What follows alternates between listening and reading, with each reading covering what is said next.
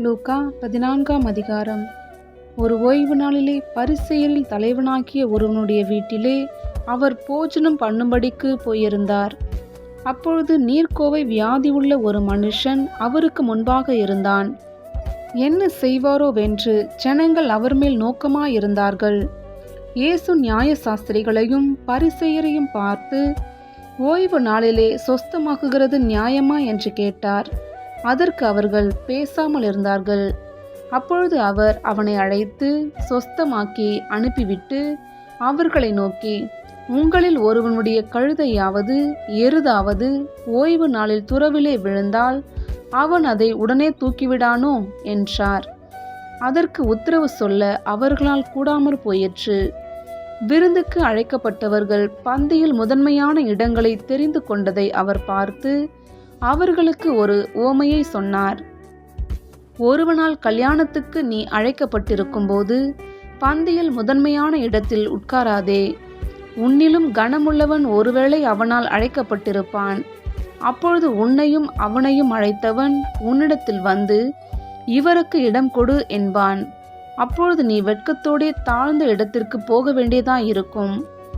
நீ அழைக்கப்பட்டிருக்கும் போது போய் தாழ்ந்த இடத்தில் உட்காரு.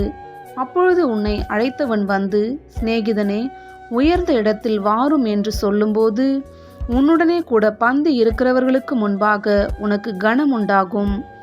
தன்னைத்தான் உயர்த்துகிறவன் எவனும் தாழ்த்தப்படுவான், தன்னைத்தான் தாழ்த்துகிறவன் உயர்த்தப்படுவான் என்றார்.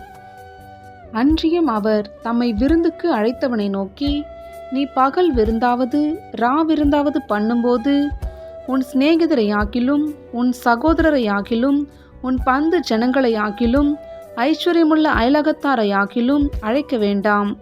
அழைத்தால் அவர்களும் உன்னை அழைப்பார்கள்.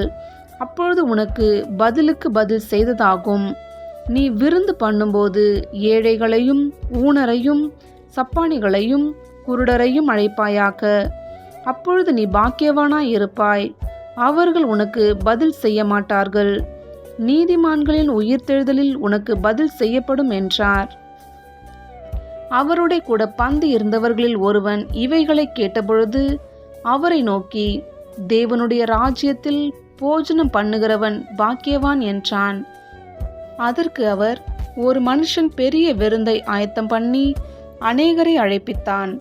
விருந்து வேளையில் தன் ஊழியக்காரனை நோக்கி, நீ அழைக்கப்பட்டவரிடத்தில் போய் எல்லாம் ஆயத்தமாய் இருக்கிறது, வாருங்கள் என்று சொல்லென்று அவனை அனுப்பினான்.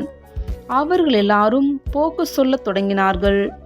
ஒருவன், ஒரு வயலைக் கொண்டேன், நான் அகத்தியமாய் போய் அதை பார்க்க வேண்டும், என்னை மன்னிக்கும்படி வேண்டிக் கொள்ளுகிறேன் என்றான். வேறொருவன், 5 மாடு கொண்டேன், அதை சோதித்து பார்க்க போகிறேன், என்னை மன்னிக்கும்படி வேண்டிக் கொள்ளுகிறேன் என்றான். வேறொருவன், பெண்ணை விவாகம் பண்ணினேன், அதனால் நான் வரக்கூடாது என்றான். அந்த ஊழியக்காரன் வந்து இவைகளை தன் எஜமானுக்கு அறிவித்தான். அப்பொழுது வீட்டெஜமான் கோபம் அடைந்து தன் ஊழியக்காரனை நோக்கி, நீ பட்டணத்தின் தெருக்களிலும் வீதிகளிலும் சீக்கிரமாய் போய் ஏழைகளையும் ஊனரையும் சப்பானிகளையும் குருடரையும் இங்கே கூட்டிக் கொண்டு வா என்றான். ஊழியக்காரன் அப்படியே செய்து, ஆண்டவரே, நீர் கட்டளையிட்டபடி செய்தாயிற்று, இன்னும் இடம் இருக்கிறது என்றான். அப்பொழுது எஜமான் ஊழியக்காரனை நோக்கி, நீ பெரு வழிகளிலும் வேலிகள் அருகிலும் போய் என் வீடு நிறையும்படியாக ஜனங்களை உள்ளே வரும்படி வருந்தி கூட்டிக் கொண்டு வா. அழைக்கப்பட்டிருந்த அந்த மனுஷரில் ஒருவனாகிலும் என் விருந்தை ருசி பார்ப்பதில்லை என்று உங்களுக்கு சொல்லுகிறேன் என்றான் என்று சொன்னார்.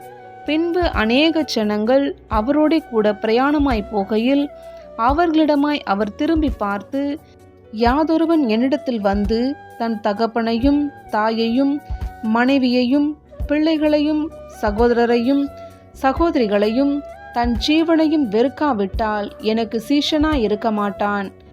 தன் சிலுவையை சுமந்து கொண்டு எனக்கு பின் செல்லாதவன் எனக்கு சீஷனாய் இருக்க மாட்டான். உங்களில் ஒருவன் ஒரு கோபுரத்தை கட்ட மனதாயிருந்து அஸ்திபாரம் போட்ட பின்பு முடிக்க திராணி இல்லாமற் போனால் பார்க்கிறவர்கள் எல்லாரும், இந்த மனுஷன் கட்டத் தொடங்கி முடிக்க திராணி இல்லாமற் போனான் என்று சொல்லி தன்னை பரியாசம் பண்ணாதபடிக்கு அதை கட்டி தீர்க்கிறதற்கு தனக்கு நிர்வாகம் உண்டோ இல்லையோ என்று முன்பு அவன் உட்கார்ந்து செல்லும் செலவை கணக்கு பாராமல் இருப்பானோ? அன்றியும் ஒரு ராஜா மற்றொரு ராஜாவோடு யுத்தம் செய்ய போகிறபோது தன்மேல் 20,000 சேவகரோடே வருகிற அவனை தான் 10,000 சேவகரை கொண்டு எதிர்க்க கூடுமோ கூடாதோ என்று முன்பு உட்கார்ந்து ஆலோசனை பண்ணாமல் இருப்பானோ? கூடாதென்று கண்டால் மற்றவன் இன்னும் தூரத்தில் இருக்கும்போதே ஸ்நானாபதிகளை அனுப்பி சமாதானத்துக்கானவைகளை கேட்டுக்கொள்வானே. அப்படியே உங்களில் எவனாகிலும் தனக்கு உண்டானவைகளையெல்லாம் வெறுத்து விடாவிட்டால் அவன் எனக்கு சீஷனாய் இருக்க மாட்டான். உப்பு நல்லதுதான். உப்பு சாரமற்று போனால் எதனால் சாரமாக்கப்படும்? அது நிலத்துக்காகிலும் எருவுக்காகிலும் உதவாது. அதை வெளியே கொட்டி போடுவார்கள். கேட்கிறதற்கு காதுள்ளவன் கேட்க கடவன் என்றார்.